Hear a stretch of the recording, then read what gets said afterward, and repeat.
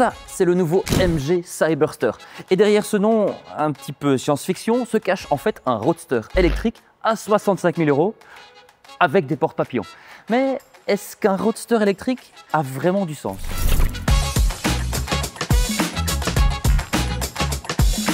On vous l'a dit dans nos vidéos précédentes, 2024 c'était l'année du break électrique. Mais comment faire si, en tant que constructeur, vous avez déjà un break électrique dans votre gamme? Comment se différencier alors? C'est simple, il suffit de faire un cabrio électrique. Bien sûr, ce MG Cyberster, c'est bien plus qu'un coup marketing car cette année marque aussi les 100 ans de la marque de voitures de sport britannique. Voilà donc un sacrément joli cadeau d'anniversaire. Et pour ceux qui disent que MG appartient maintenant aux Chinois et que c'est pas bien, voyez les choses un petit peu différemment. Ouais, MG appartient certainement aux Chinois, mais en même temps, ils investissent du temps et de l'argent pour honorer le passé de la marque. On peut pas leur en vouloir, non? Bon, assez parlé d'histoire, parlons du design de ce MG Cyberster. Alors que la marque aurait pu revenir au passé et nous faire quelque chose de rétro, ils ont fait tout à fait l'opposé. Ils ont opté pour un design futuriste, radical, le tout drapé d'une carrosserie d'une GT classique. À l'avant, on a un capot assez long et très bas et des feux LED qui ressemblent un petit peu au symbole de l'énergie nucléaire. Sur le flanc, ce MG Cyberster ressemble un petit peu à une Mazda MX-5 mais XXL. Mais par contre, ce que la japonaise n'a pas, c'est ce long bandeau noir qui vient abaisser la ligne de caisse et bien évidemment, ses porte-papillons. Alors on reviendra plus tard sur l'utilité, plutôt l'inconvénient de ces portes, mais passons au design arrière. Alors nous à la rédaction, les avis sont partagés. Certains détestent et certains adorent, notamment moi, le design un petit peu étrange de ces feux arrière, avec notamment les deux flèches qui ressemblent un petit peu au drapeau britannique. Alors, que pensez-vous du design de ce MG Cyberster? Dites-le nous dans les commentaires, nous, on passe à l'intérieur. Ici, on est un petit peu submergé par tout ce qu'on a devant nous. Il y a une foulée de boutons, une foulée d'écrans et aussi un volant avec plus de boutons que le front d'un ado. Une fois cette première impression passée, on remarque surtout la qualité et l'assemblage de très bonne facture de cet habitacle. On a du beau cuir, du bel alcantara et un espèce de fibre de carbone ici. Mais on remarque surtout aussi que l'entièreté du tableau de bord est orientée vers le conducteur. Et le passager, tout ce qu'il a, c'est cette poignée, à mon avis, pour se tenir lors des accélérations. Par contre, on est moins impressionné par les écrans. Alors, on dirait un petit peu que dans la bataille interne de chez MG, le designer a gagné.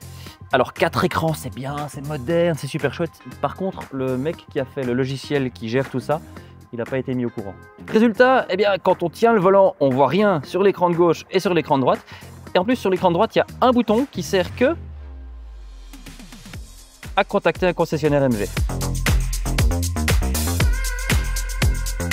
Bon, il est temps de voir si la conduite du Cyberster est meilleure que l'ergonomie.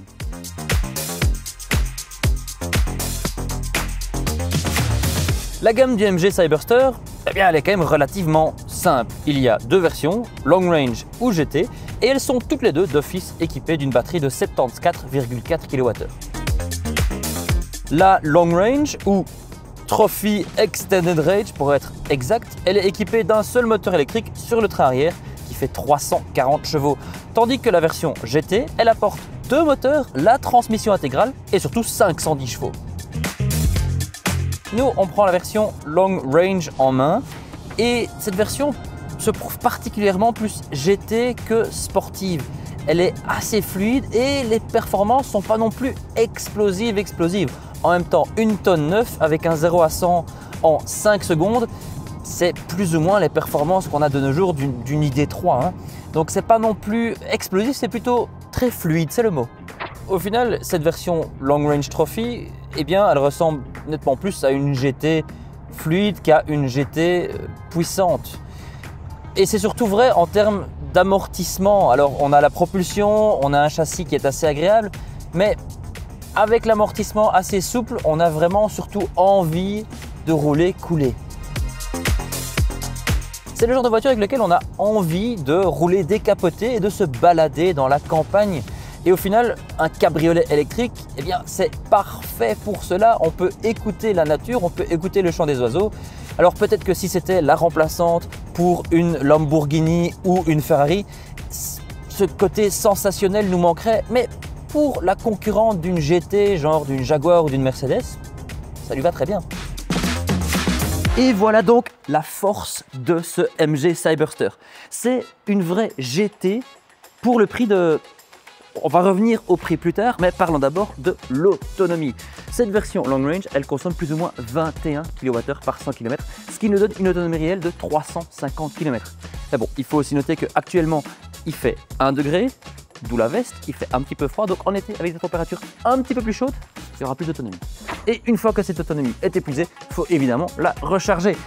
Ça se fait via cette prise-ci qui s'ouvre un petit peu bizarrement. Sur une borne normale, on a un maximum de 11 kW et sur une borne rapide, le MG Cyberster acceptera un maximum de 144 kW. Alors c'est pas très rapide comme charge rapide et d'ailleurs ça nous amène à 5 points négatifs sur le MG Cyberster. Déjà, ces porte-papillons. Alors on les aime, mais en même temps on les aime pas parce que elles ont du style, elles sont papillons, mais elles sont aussi électriques et extrêmement lentes.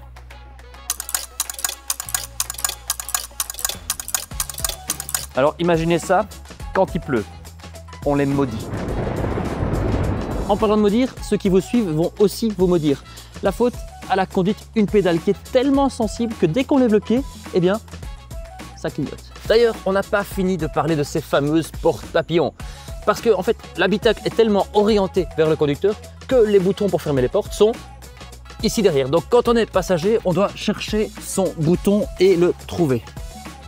Ah, voilà. Alors ça a beau être une voiture électrique ultra moderne et ultra performante, mais pour Apple CarPlay, il faut toujours un câble. Enfin, le plus gros point noir, vous l'avez peut-être déjà remarqué, c'est que vu que c'est une voiture électrique, il y a une batterie dans le plancher et donc on est assis un petit peu trop haut. Alors si on est petit, c'est pas dramatique, mais si on est un petit peu grand comme moi, eh bien c'est... Enfin, je dois vraiment vous l'expliquer. Et le pire, c'est quand on ferme le toit. Bon, certes, toutes les voitures ont leurs points négatifs, mais il faut surtout prendre en compte eh bien, le prix. Et pour le Cyberster, c'est 65 490 € de base. Punt. Enfin, 650 € si vous voulez une couleur autre que ce blanc. Il y a un rouge, il y a même un jaune. Et par contre, il n'y a pas d'option. Tout est de série dans la dotation de base. Nous, secrètement, on opterait peut-être pour la version GT. Parce qu'à 69 990 €, elle apporte 510 chevaux et 4 roues motrices. En fait, pour le prix d'un Macan, on a une Porsche 911 Turbo. Tout au long de cet essai, une question m'a trotté dans la tête. Pour qui est fait ce MG Cyberster? Parce que, soyons francs, ce n'est pas réellement une supercar pure souche, comme une McLaren Artura par exemple. C'est pas non plus une réelle 911 électrique, et c'est encore moins une GT électrique, comme pourrait l'être par exemple une grosse Bentley ou une grosse Rolls-Royce électrique. Mais justement, c'est peut-être là tout son avantage et son brio. C'est que le MG Cyberster crée carrément son segment pour lui, et nous plaît avec son look. Merci d'avoir regardé cette vidéo. N'oubliez pas évidemment de nous dire ce que vous pensez du MG Cyberster dans les commentaires, de liker la vidéo si elle vous a plu et pourquoi pas de vous abonner à la chaîne pour nous retrouver dans tous nos autres essais. Nous on se voit dans la prochaine vidéo. Salut!